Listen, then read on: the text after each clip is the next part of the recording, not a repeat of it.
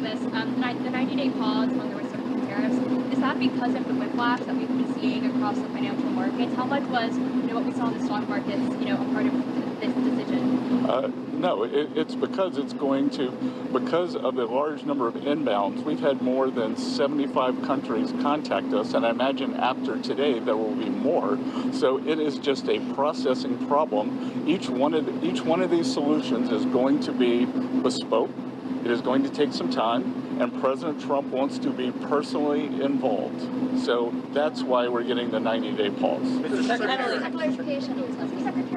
there was a tweet that you and Secretary Lutnick were in the Oval Office with the President talking about this. Can you talk about what that conversation was like and what you guys said to one another that led to this decision? Look, it's all the President's decision, and the President had a level in mind to raise the China tariffs, and then he had the 3-month, essentially the 3-month pause in mind, and we were discussing the exact wording.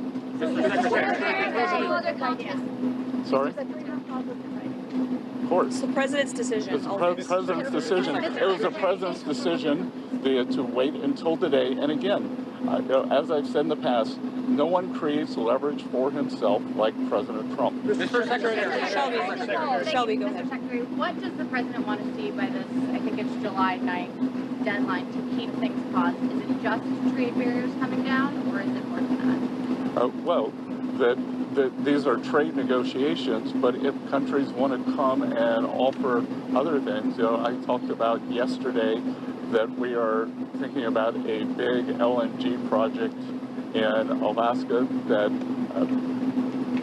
South Korea, Japan, Taiwan are interested in financing and taking a substantial portion of the offtake.